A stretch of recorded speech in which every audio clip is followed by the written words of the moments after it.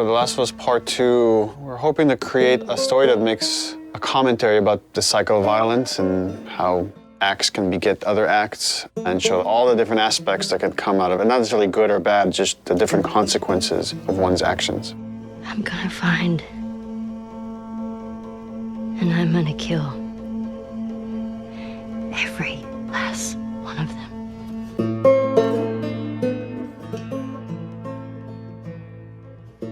I've heard a lot of people say, why make a sequel to The Last of Us? I didn't even hear the full pitch of the game, but just like the outline of what Neil was wanting to do with this game, I realized, oh, this is something we have to make. This, this isn't even an option. There's absolutely more to do here. There's always the fear that, when you made something great and you're gonna go back to it, you're gonna mess it up. You're gonna mess what made it so special.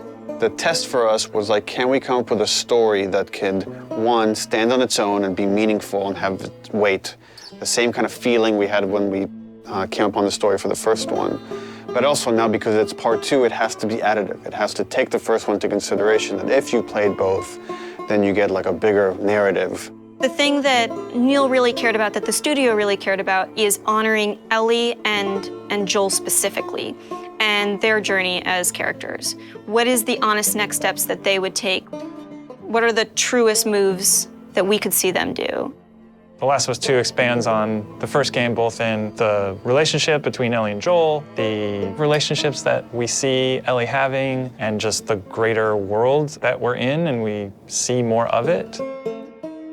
It's a genre story about this infection that turns people into these crazy monster-like humanoids. The core of it is about these really intimate, intense relationships. At the start of the game, Ellie is 19. She is living in a safe, secure community. We're coming in, 25 years after the outbreak. And you, as Ellie, live in Jackson, which is this kind of somewhat tranquil town in this really messed up reality. She has real community now. She has people who love and care for her, willing to sacrifice for her. Joel is also very settled down. He's now part of a town. He's no longer a smuggler. Actually, the town relies on this guy that is a very capable killer, and that's something these towns in this world need. Dina, where are you?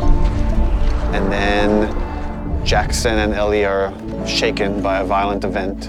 It really changes Ellie's day-to-day life, and now just living is no longer enough. Like, there's these people that have wronged her, and she wants retribution. And you as a player are gonna want retribution for what these people have done. And then you go off on this journey that leads you to Seattle, where now you're like stuck in the city that has these warring factions, and they're both fighting over the spoils of Seattle, and you're stuck there in the middle looking for this very specific group that has wronged you. And that's the concept of the story. And then it takes you on all sorts of twists and turns in Naughty Dog fashion.